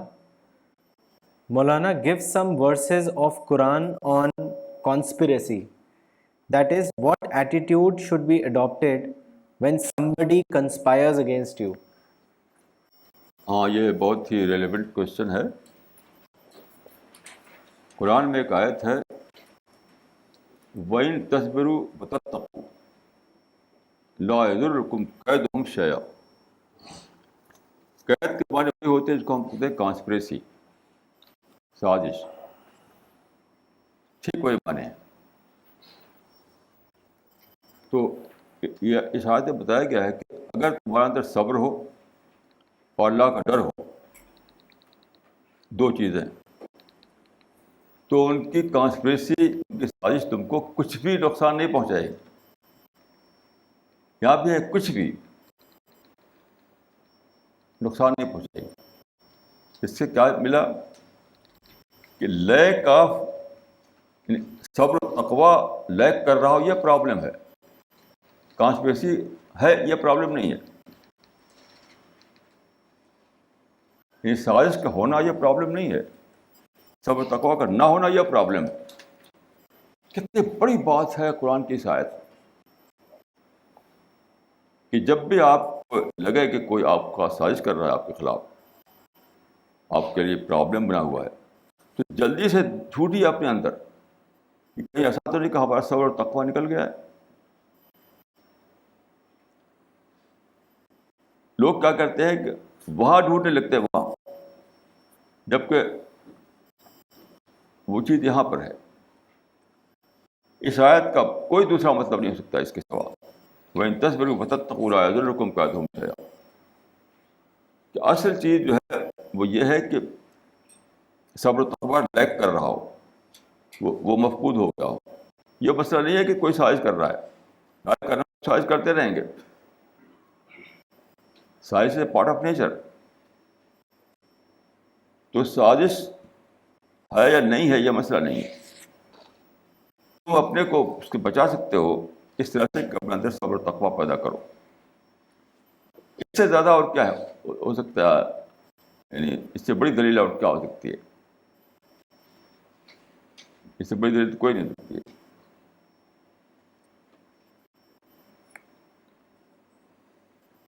تو میں سمجھتا ہوں کہ مسئلہ یہ ہے کہ لوگ قرآن کو گائیڈ بک کے طور پر لیتے ہی نہیں، اس سے سوچتے بھی نہیں. کہ آپ سوچیں گے تبھی تو شاید سے آپ بات ملے گی، آپ کو گائیڈنس ملے گی. یہ تو کہاں سے ملے گی؟ This question is from Sailesh from Singapore. There is a very popular myth amongst non-Muslims that there are lot of idols including Hindu gods inside the Makkah. Is it true? What is the reality behind this? دیکھیے آج تو کچھ بھی نہیں ہے، لیکن یعنی 7 century کے فرسٹ کوارٹر میں جب رسول اللہ وہاں آئے، اس وقت کعبہ میں 360 بت رکھے ہوئے تھے. اس وقت وہ بھی ہندو گاڈ نہیں تھے. وہ یہ بھی غلط ہے، ہندو گاڈ نہیں تھے. وہ عرب ٹرائبس کے گاڈ تھے. لات اور عزا، منات، یہ سب. عربوں میں 360 ٹرائب تھے، چھوٹے چھوٹے. تو ہر قبیلے کا بت ایک جدا تھا. کسی کا حبل تھا، کسی کا صفا تھا. تو ہر قبیلہ اپنا ایک بت تھا، اس کو پوجتا تھا وہ. تو قریش جو لیڈر تھے انہوں نے کیا کیا، ہر قبیلے کا بت لا کر کعبہ پر رکھ دیا. تو جو جتنے بھی لوگ تھے ہر ٹائپ کے، وہ برابر آتے رہتے تھے اپنے بتوں کی زیارت کے لیے، اس کو نذرانہ چڑھانے کے لیے. تو مکہ والوں کو بہت فائدہ اس سے ہوتا تھا. اس سے ایک برابر ایک ٹورزم قائم ہو گیا تھا وہاں. ٹورزم، اس سے بازار لگتے تھے وہاں پر. ان کو طرح طرح کے کمرشل فائدے تھے. تو یہ ایک واقعہ ہے کہ اس وقت یعنی 610 میں وہاں پر بت رکھے ہوئے تھے کعبہ میں، جس کو کہ تقریباً 20 سال کے بعد وہاں سے سب، جب سارے کے سارے لوگ اسلام میں آ گئے، سب کو سب بٹوال، تو پھر اس کا کوئی مطلب نہیں تھا. اسے نکال دیے گئے، وہ صاف کر دیا گیا. اب وہاں کچھ بھی نہیں ہے. جو ایسا کہے وہ غلط کہتا ہے.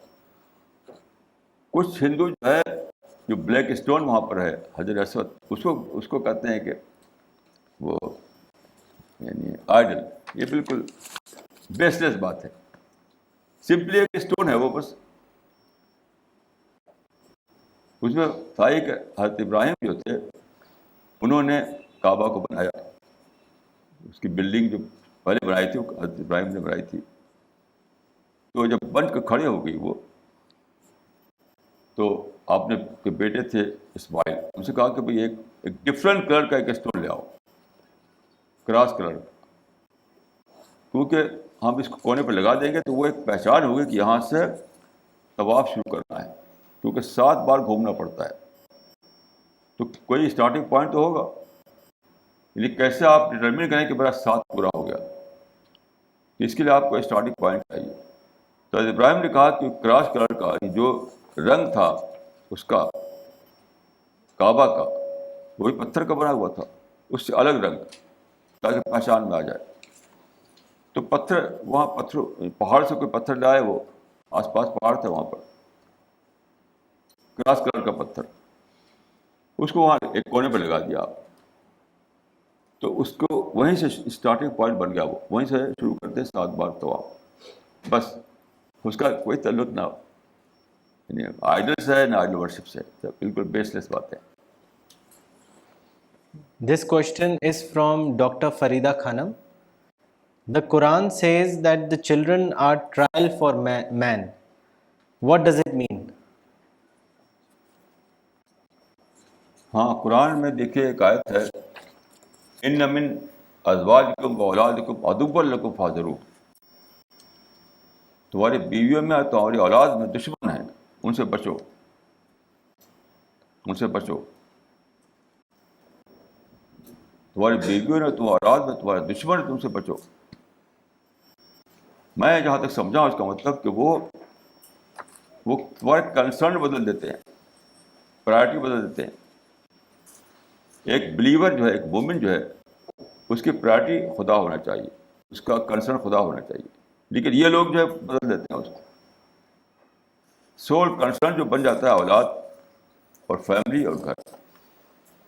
تو یہ بہت ہی بڑی آیت ہے. یہ وہ دشمن ہے وہ تمہارے, یعنی وہ پیدائشی دشمن نہیں ہے, یعنی دشمن بائی برتھ نہیں ہے وہ, لیکن وہ تمہارے لیے ٹرائل ہیں, یعنی آزمائش ہے, کہ کہیں ایسا نہ ہو کہ ان کے چکر میں پڑ کر کے تم اپنا کنسرن بدل دو.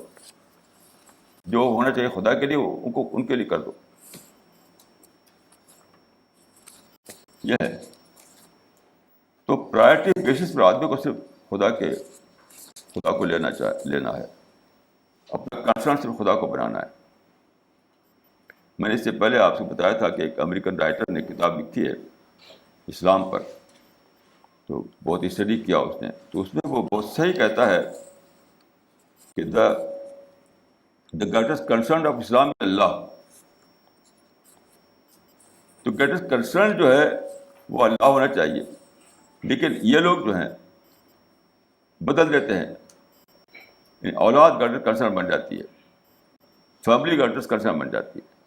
بہت بڑا اسی کو کہا گا قرآن کہ وہ تو دشمن ہے تمہارے, وہ تمہارے دشمن ہے. بہت زیادہ سوچنے کی آیت ہے. ان من ازواجکم و اولادکم عدوا لکم فاحذروہ. تمہاری بیویاں اور تمہارے اولاد تمہارے دشمن ہیں, دشمن, ان سے بچو, ان سے بچو. اس کا مطلب یہ نہیں کہ وہ بائی برتھ دشمن ہے. بائی برتھ کوئی دشمن نہیں ہوتا ہے. ان سے جو اٹیچمنٹ ہوتا ہے, ان سے دل کا تعلق ہوتا ہے, اس سے جو محبت ہوتی ہے, اس کی وجہ سے وہ ایک شفٹ لاتے ہیں. وہ شفٹ اور بہت ہی گریجول طریقے آتا ہے, شفٹ آتا ہے, انکانشیسلی آتا ہے. آدمی کو پتہ نہیں چلتا کہ میری پرائرٹی بدل گئی, میرا کنسرن بدل گیا. لیکن بہت بڑا بھیانک انجام ہوتا ہے انسان کا. یہ کب انسان جان پائے گا؟ انٹراسپیکشن کے جان پائے گا. سوچے سوچے سوچے سوچے. بغیر انٹراسپیکشن کے کوئی بھی آدمی سمجھ نہیں سکتا کہ کیا حال میرا ہوا ہے. میرا تجربہ دیکھ جس کو بھی دیکھے اس کا سپریم کنسرن اس کی فیملی ہے, اس کی اولاد ہے. سب کو میں دیکھتا ہوں, چاہے غریب ہو یا امیر, نماز والا ہو بے نماز والا, داڑھی والا ہو بے داڑھی والا, عالم ہو یا غیر عالم, سب کا یہ حال ہے. تو گویا کہ ہر ایک نے ان لوگوں کو اپنا دشمن بنا رکھا ہے. بڑی خطرناک بات ہے یہ, بہت زیادہ خطرناک بات ہے. اور اس میں یہ ہوتا ہے, میں نے دیکھا اپنے آنکھ سے, کہ وہی سیم غلطی اپنا بچہ کرے تو دکھائی نہیں دیتا آدمی کو, وہی دوسرا کرے تو اس کو ڈاکٹر پر لگاتے. میں نے خود دیکھا اپنے آنکھ سے کہ دوسرے کے بیٹے نے وہی سیم غلطی کی, بس پتنگ اڑا رہا تھا. میں تو اپنے آنکھ سے دیکھا, محلے کا ایک لڑکا پتنگ اڑا رہا تھا تو اس کو ڈاکٹر پر کر رہے تھے, تو پتنگ اڑاتے ہو, اسکول لے جاتے. یہ انہیں کو میں نے دیکھا کہ اب ان کا اپنا بیٹا پتنگ اڑا رہا تھا, دیکھتے خوش ہو رہے تھے, کہتا اچھا پتنگ اڑا رہا ہے. تو آدمی بلائنڈ ہوتا ہے, بلائنڈ. حدیث میں آتا ہے کہ حب کشا یومی و اسم, یعنی محبت تم کو اندھا بھرا بنا دیتی ہے. تو اولاد سے محبت, فیملی سے محبت آدمی کو بلائنڈ کر دیتی ہے. کچھ دکھائی نہیں دیتا اس کو. اسے بہت مرسیلیس انٹراسپیکشن جب کرے گا آدمی تب جان پائے گا, وہ جان نہیں پائے گا اس حال میں مر جائے گا. This question from Mr. Ejaz Ahmed, Bangalore. Many present-day leaders and alims of repute propagate negative ideology. How should the common man counter this? بھائی دنیا تو امتحان ہے, عقل دی اللہ تعالیٰ نے آپ کو پہچاننے کے لیے, تو پہچانیے. میں اسی دلی میں جانتا ہوں ایسے لوگوں کو کہ ایک شخص ہے, وہ ایک بدنام پارٹی سے تعلق رکھتا ہے. بدنام, جو مسلمان جس کو برا سمجھتے ہیں, میں نام نہیں لوں گا. بدنام پولیٹیکل پارٹی جو مسلمانوں کے درمیان ہے, اسی کے ایک آدمی دکان لگائے ہوئے, اور چیز بہت اچھی ملتی ہے اس کو, تو مسلمان وہاں جا تو خریدتے ہیں اس سے. میں نے پوچھا کہ بھائی یہ کیا بات ہے, کہ وہ پولیٹیکل بات الگ ہے, یہ بات الگ ہے. تو یہاں پر آپ نے پہچان لیا, تو دین میں کیوں نہیں پہچان پاتے؟ تو بہرحال میں یہ کہوں گا کہ کوئی بھی چیز ایکسکیوز نہیں ہے. آدمی اپنی عقل کو استعمال کرے, اپنی ریزن کو استعمال کرے, سوچ بچار کرے, تو کچھ بھی مشکل نہیں ہے جاننا یہ نگیٹو ہے یا پازیٹیو ہے, یہ صحیح ہے یا غلط ہے. اور اسٹڈی کرے, وہ انالیسس کرے. وہ اپنے پرسنل معاملے میں خوب آدمی کرتا ہے یہ سب کام. پرسنل معاملے میں خوب جانچ کرتا ہے, جانچ کر کے کام کرتا ہے اپنا. وہی جو پرسنل معاملے میں کرتا ہے وہ یہاں بھی کرے. اتنا ہی تو ہے کہ جو کچھ آپ کرتے ہیں پرسنل معاملے میں, وہی دین کے معاملے میں کریں آپ, تو کبھی بھی بھٹکیں گے نہیں, کبھی بھی نہیں بھٹکیں گے. میرا بھی ایکسپیرینس تو یہی ہے. This question is from Miss Rachna from Singapore. In your last lecture, you had mentioned that Qayamat will come all of a sudden. What will be the trigger point for Qayamat? If all people follow the right path, can Qayamat be avoided, or is it inevitable?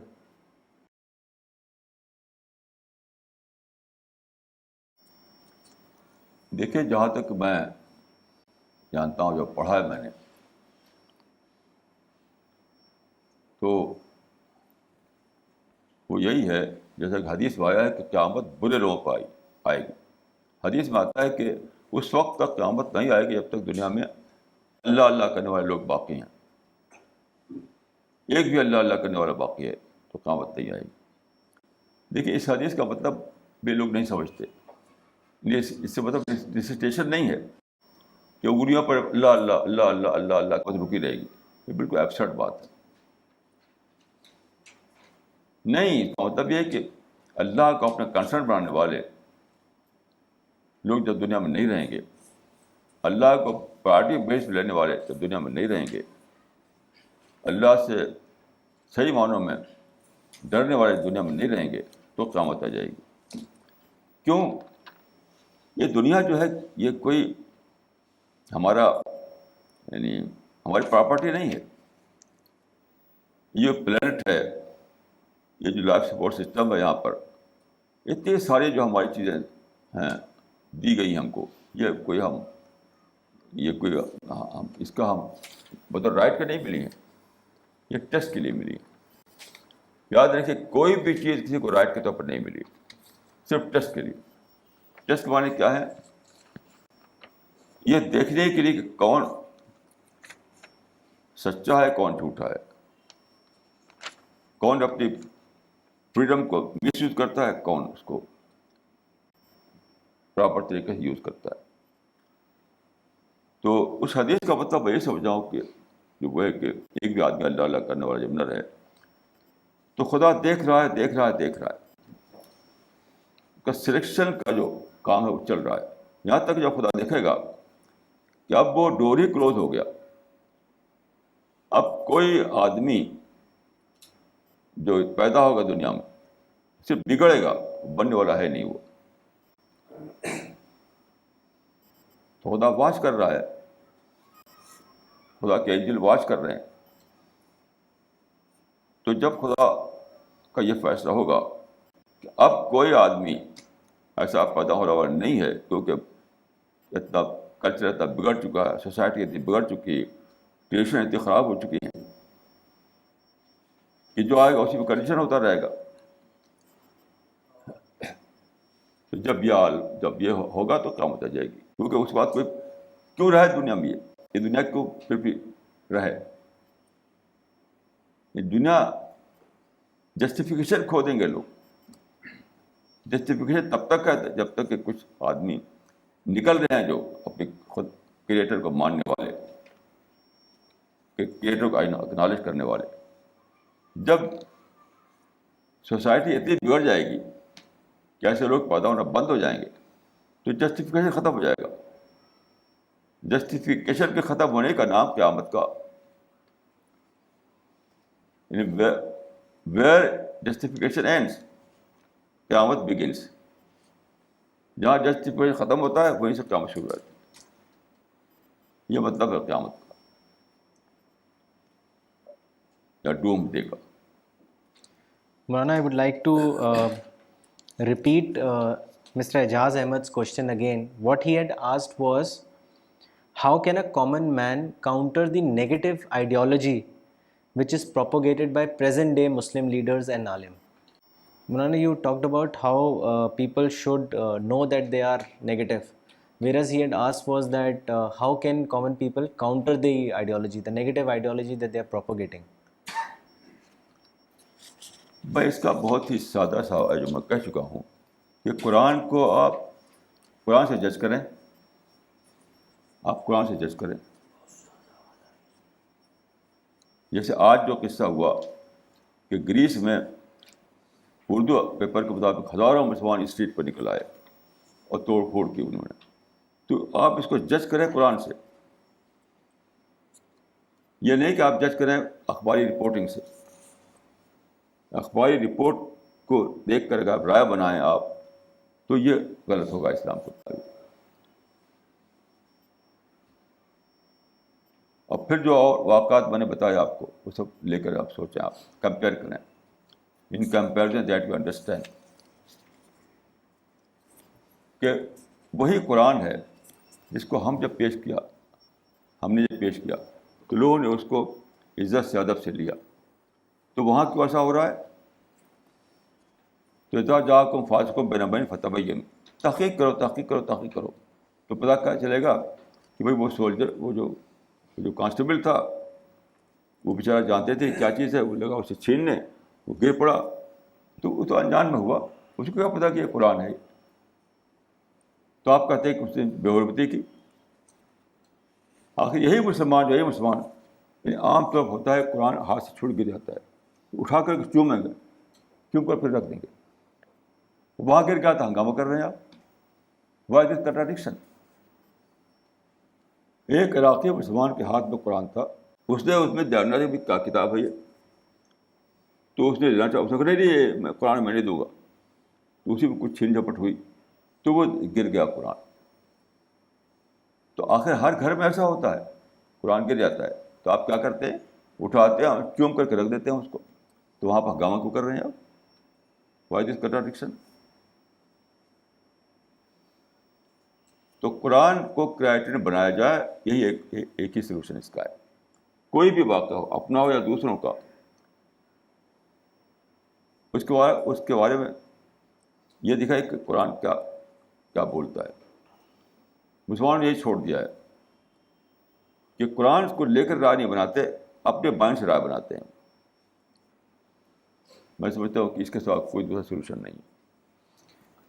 This question is from Mr. Nafiz Shiraz, Delhi. ہندو دھرم میں پنہ جنم کا system ہے، یعنی ایک انسان کئی بار جنم لیتا ہے. اسلام کا اس بارے میں کیا نظریہ ہے؟ نہیں، اسلام میں ایسا ہرگز نہیں ہے. اسلام کے نظریے کی بالکل غلط بات ہے یہ. انسان ایک ہی بار پیدا ہوتا ہے، ایک ہی بار پھر ایک ہی بار مرتا ہے، پھر ایک ہی بار پیدا ہوتا ہے. جو سائیکل آف برتھ جو ہے وہ اسلام میں نہیں ہے، قطعاً نہیں ہے. اور وہ بھی ان کے یہاں بھی بہت سی ایمبیگوسی ہے. اس کے کوئی سائنٹیفک بیس نہیں ہے، کچھ بھی نہیں، بس مانتے ہیں خالی. کوئی سائنٹیفک بیس نہیں ہے. موٹی بات ہے یہ دیکھیے کہ وہ آدمی، میں پہلے تھا اسی دنیا میں، پھر میں پیدا ہوا، تو مجھے میموری ہونا چاہیے نا. وہ میری میموری ہونا چاہیے کہ میں پہلے کیا تھا. دیکھیے سائنس نے پروو کر دیا ہے کہ میموری انسان کا انٹیگرل پارٹ ہے. میری پرسنالٹی جو ہے دوبارہ پیدا ہوگی جب میموری کے ساتھ پیدا ہوگی. وہ یعنی پرسنالٹی جو ہے اگر دوبارہ پیدا ہوتی ہے تو میموری کے ساتھ پیدا ہوگی.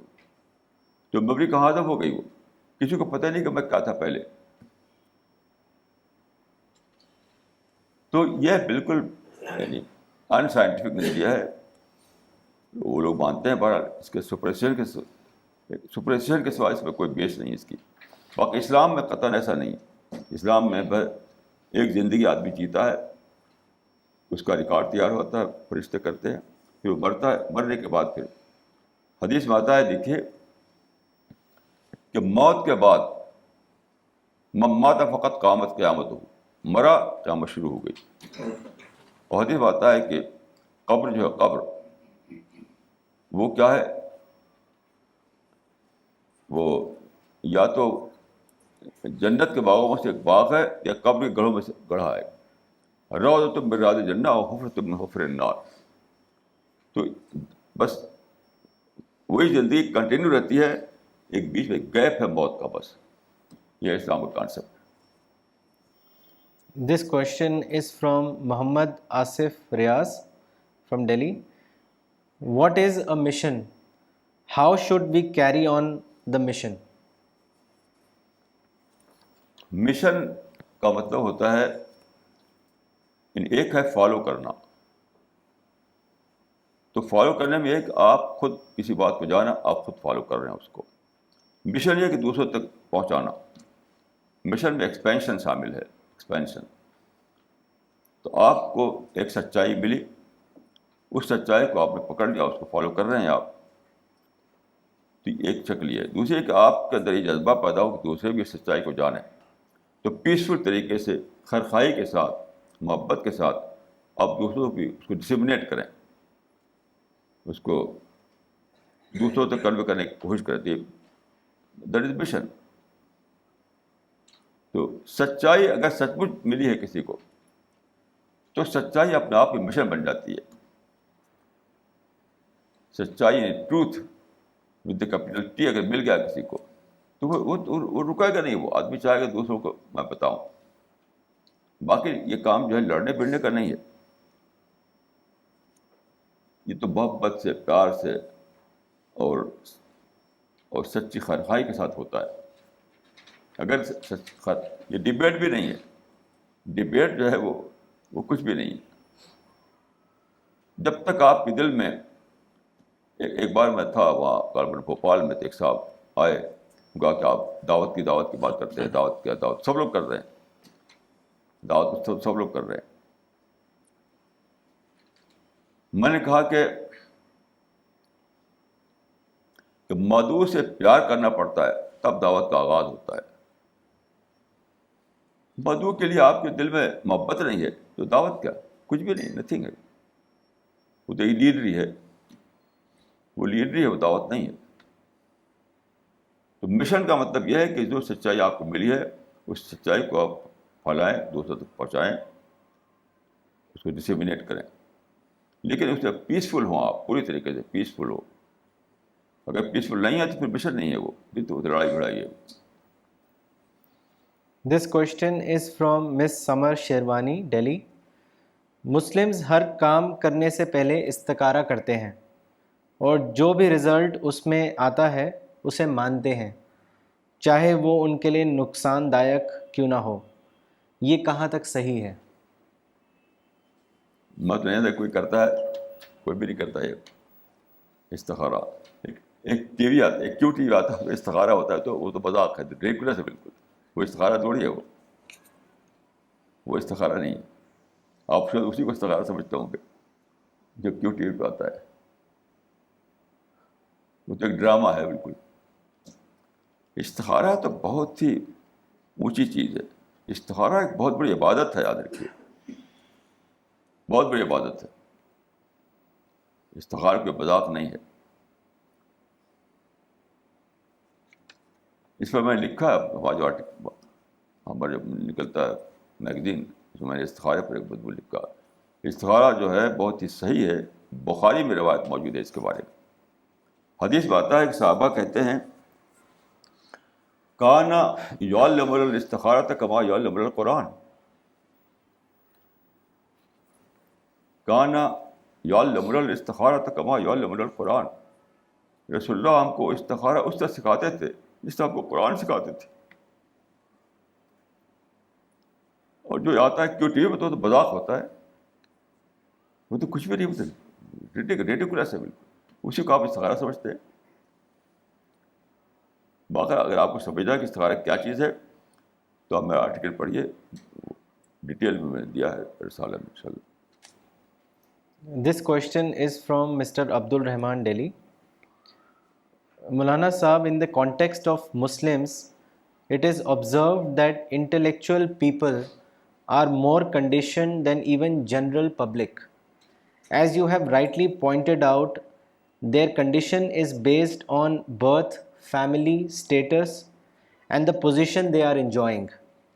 Since intellectual people are capable to influence others, it is necessary for them to be right-thinking people. Kindly elaborate as how to target this group for their deconditioning. دیکھیے, میں سمجھتا ہوں کہ دونوں کنڈیشن کیس ہوتے ہیں, ایجوکیٹڈ بھی اور دوسرے لوگ بھی. صرف ایک ڈفرینس ہے, وہ ایجوکیٹڈ آدمی اپنی کنڈیشننگ کو بتانے کے لیے, جسٹیفائی کرنے کے لیے بیوٹیفل ورڈ پا لیتا ہے. He is able to beautify his conditioning. یہ ایجوکیٹڈ لوگ ہوتے ہیں, یعنی educated person is able to beautify his conditioning. عام لوگ بیچارے ان کے پاس اتنے بیوٹیفل شبد نہیں ہوتے. باقی کنڈیشننگ تو ایک بالکل ہوتی ہی ہوتی ہے سب کی. اب جو ڈی کنڈیشننگ کی بات ہے تو میں سمجھتا ہوں کہ اس کی اسٹارٹنگ اپنے آپ سے ہوتی ہے.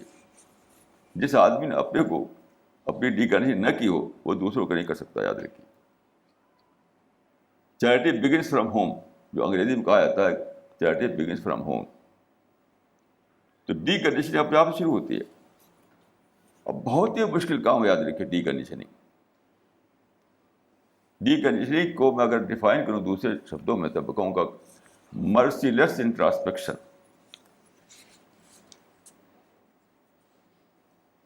ڈی کنڈیشننگ کون کر پائے گا؟ خود اپنی جو مرسی لیس انٹراسپیکشن کرے. تو کون کرتا؟ ہم کو کوئی ملا نہیں ایسا آدمی. تو ڈی کنڈیشننگ دوسروں کو کرنا بالکل پاسبل کام ہے. بسم اگر وہ جو امریکن وہ تھا پروفیسر واٹسن, وہ تو سمجھتا تھا کہ ڈی کنڈیشن ہو نہیں سکتی ہے. بہت بڑا پروفیسر تھا واٹسن، لیکن اس سے سمجھتا جو کنڈیشن ہو چکی ہے وہی نیچر ہے. میں اس کو غلط سمجھتا ہوں بالکل. حالانکہ 100 سال سے لوگوں کے دماغ پہ بھرا ہوا ہے، لیکن یہ بالکل بیس لیس بات ہے. ڈی کنڈیشننگ بالکل پاسبل ہے، لیکن D conditioning begins from your self. کیونکہ آپ اس کو جانیں گے نہیں، اس کی ABCD نہیں جانیں گے، اس کا فارمولہ نہیں جانیں گے. اگر آپ نے اپنی ڈی کنڈیشن نہیں کی ہے تو اس کا فارمولہ نہیں جانیں گے تو دوسروں کو کیا کریں گے آپ؟ تو مجھے تو کوئی آدمی نہیں معلوم جو مرسیلس سے ٹرانسفرشن کرتا ہو اپنا. جو کرتا ہو وہ میں اس کا، مجھے نام بتائیے اس کو، میں اس کو ملوں گا. اس کا ملنا میرے لیے عبادت ہوگا انشاءاللہ.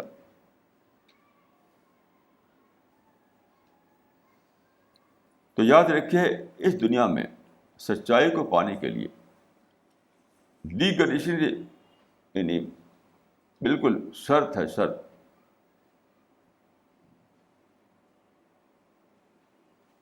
اس کے بغیر سچائی نہیں مل سکتی کسی کو. دیکھیے لوگ جو ہے اپنی ڈی کنڈیشن کون کرتا ہے. ابھی کل ایک صاحب سے بات ہو رہی تھی جو پرانے میرے جاننے والے ہیں، تو میں نے ان سے کہا، انٹیلیجنٹ آدمی ہے، پڑھے لکھے آدمی، ان سے میں نے کہا کہ کل کی بات ہے کہ آپ جو ہے بہت ہی زیادہ کام کے ہوتے اس وقت جب کہ آپ سے انٹلیکچوئل ایکسچینج کیا جائے ایکسٹرنل ایشوز پر. یہ کل کی بات بتا رہا ہوں آپ کو. میں بہت پڑھا لکھا آدمی، آپ سے جب بھی میں ایکسٹرنل ایشوز پر ایکسچینج کرتا ہوں تو آپ بہت ہی you prove to be a good intellectual partner. Intellectual exchange کر کے آپ سے مجھے بہت فائدہ ہوتا ہے. لیکن جیسے ہی بات آ گئی آپ کی اپنی، تو آپ کی آبجیکٹیوٹی ختم ہو جاتی ہے. ایکسٹرنل ایشوز پر آپ بہت اچھے وہ ہیں، ایکسچینج کرنے کا مادہ آپ کے اندر ہے، بہت اچھا ایکسچینج چلتا ہے آپ سے ایکسٹرنل ایشوز پر. اور جیسے ہی بات آئی جہاں آپ کی ذات انوالو ہو، کچھ آپ کی ذات ٹچ کر رہی ہو، وہاں کچھ اپنی غلطی کو ماننا پڑتا ہو آپ کو، وہاں پر اچانک آپ دوسرے انسان بن جاتے ہیں. آبجیکٹیوٹی ختم ہو جاتی ہے آپ کی. یہ ہے لوگوں کا حال. تو میں یہ کہوں گا کہ ہر آدمی سب سے پہلے اپنی مرسیلیس ڈی کنڈیشننگ کرے، تب اسے سچائی ملے گی، تب وہ اس کے بعد ہی وہ سچا دائی بنے گا. یہ ہمیں کرنا ہے. This question is from Mr. Nafeez Shiraz. میری بھتیجی ایک بیوٹی کانٹیسٹ میں پارٹیسپیٹ کرنا چاہتی ہے. اس نے پوچھا ہے اسلامی شریعت کے مطابق کیا وہ بیوٹی کانٹیسٹ میں بھاگ لے سکتی ہے یا نہیں؟ یہ بیوٹی کانٹیسٹ میں اس کو میرے پاس بہت ہی سخت ورڈ ہے اس کے لیے. ان کو میرے پاس بھیجے بتاؤں گا ان کو. یہاں میں کچھ نہیں کر سکتا. وہ آدمی میرے سامنے آئے جو اس میں شاعری کھونا چاہتا ہے تو بتاؤں گا اس کو کیا حماقت ہے. اس کو میں دیوانگی، میڈنس سمجھتا ہوں. میڈنس، یہ بیوٹی کانٹیسٹ نہیں ہوتا، وہ میڈنس ہوتا ہے. اگر کوئی جاننا چاہتے ہیں ڈیٹیل تو میرے پاس آوے، میں بتاؤں گا اس کو.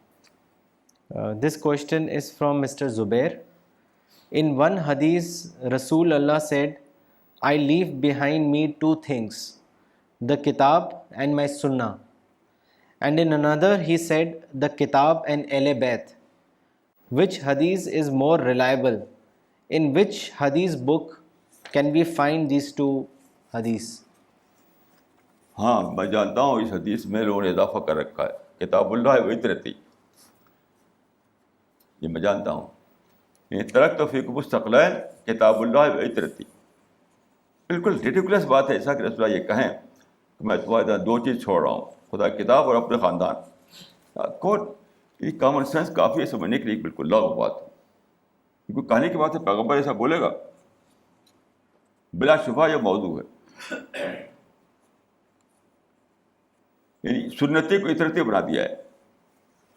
تو ایک روایت یہ ہے جو صحیح روایت، ترکت فیکم الثقلین کتاب اللہ و سنتی. سب کو. ان اعتبار میں 2 بھاری چیز دے رہا ہوں تم کو, چھوڑ کے جا رہا ہوں. ایک خدا کی کتاب, ایک سنت. یہ ہے. تو اس کو کیا بنا دیا؟ کتاب اللہ عطرتی, خدا کی کتاب اور اپنا خاندان. بالکل بیس لیس بات ہے یہ. آپ جاننا چاہیں آپ کی تفصیل تو آپ ان کی کتاب پڑھیے, وہ سلسلۃ الاحادیث موضوع الموضوعات جو ہے. یہاں پر تفصیل میں نہیں بتا سکتا آپ کو. آپ کو ڈیٹیل چاہیے تو ڈیٹیل موجود ہے, علماء نے اس کی تحقیق کر کے بتا دیا ہے. This question is from Miss Nagma. The basis of reform is to think and then act. But this is very difficult. Please advise how to make a habit of thinking and then acting. Difficult نہیں ہے یہ, سب سے زیادہ آسان ہے. کیوں؟ Personal matter میں آدمی یہی کرتا ہے. دنیا میں کون ہے کہ پرسنل میٹر پہ آدمی یہ نہ کرتا ہو؟ جہاں آپ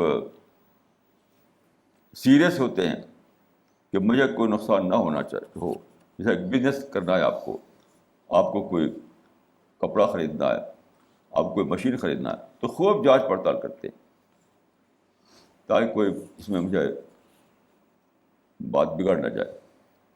تو تھنکنگ ہی سے آدمی شروع کرتا ہے اپنے ان کاموں کو جہاں اس کو سمجھتا ہے کہ ہاں میں فائدہ نقصان جڑا ہوا ہے. دین کے معاملے میں ایسا نہیں کرتا. یہ مسئلہ ہے کنٹراڈکشن کا, ڈبل اسٹینڈرڈ کا. انسان کے مزاج میں پہلے سوچے پھر کرے وہ, لیکن لوگ کرتے ہیں ذاتی معاملے میں کرتے ہیں اس کو اپلائی, اور دین کے معاملے میں نہیں کرتے. ایک بمبئی میں ایک بزنس مین ہے, تو ایک صاحب وہاں گئے, ہمارے ایک ساتھی, تو وہ اپنا کچھ ایسی روایتی اسلام جو ہوتا ہے وہ ان کا ہوتا ہے, وہ سمجھتے ہیں کہ بس ہمارا جنت پکی ہو گئی ہماری. تو انہوں نے کچھ ان کو کہا کہ جو مذہب کو جو ڈیپر معنی ہے اس کو بتانا چاہا انہوں نے. تو انہوں نے کیا کہا, ارے بھائی تم بیٹا ڈیپ پہ ہو جاتے ہو.